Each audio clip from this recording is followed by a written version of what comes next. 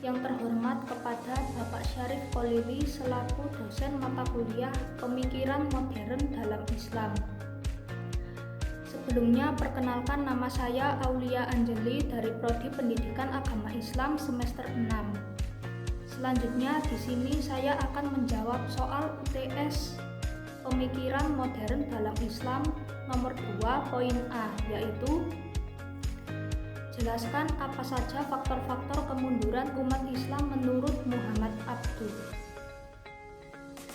Jadi, faktor-faktor kemunduran umat Islam menurut Muhammad Abduh, yaitu Muhammad Abduh seorang pemikir dan pembaharu Islam terkemuka di Mesir abad ke-19.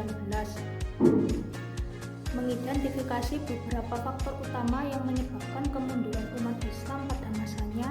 Berikut beberapa di antaranya, yaitu 1. Sikap jumud dan taklid buta. Menurut Abduh, umat Islam terjebak dalam sikap jumud, yaitu keengganan untuk menerima perubahan dan pemikiran baru. Mereka terpaku pada tradisi dan pendapat ulama terdahulu tanpa melakukan ijtihad atau pemikiran kritis. Jadi, untuk memahami ajaran Islam dalam konteks zaman yang terus berkembang, sikap ini menyebabkan umat Islam tertinggal dalam ilmu pengetahuan dan peradaban.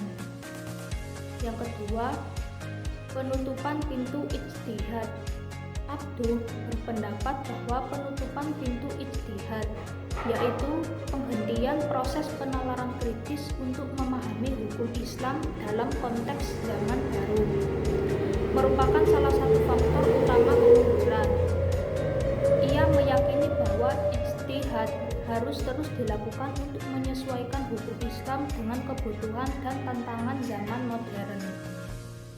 Yang ketiga, yaitu lemahnya sistem pendidikan. Sistem pendidikan Islam pada masa itu, menurut Abduh, tidak lagi mampu menghasilkan generasi yang berilmu pengetahuan dan berwawasan luas. Pendidikan lebih banyak menekankan hafalan dan dogma agama daripada mendorong pemikiran kritis dan penalaran ilmiah. Hal ini menyebabkan umat Islam tertinggal dalam penguasaan ilmu pengetahuan dan teknologi. Yang keempat, yaitu pengaruh budaya asing. Abduh juga melihat pengaruh budaya asing yang tidak sesuai dengan nilai-nilai Islam sebagai salah satu faktor kemunduran.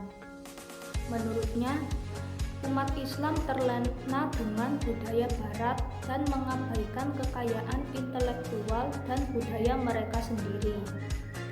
Yang kelima, yaitu lemahnya moral dan spiritualitas. Abduh mengamati bahwa moral dan spiritualitas umat Islam mengalami kemerosotan.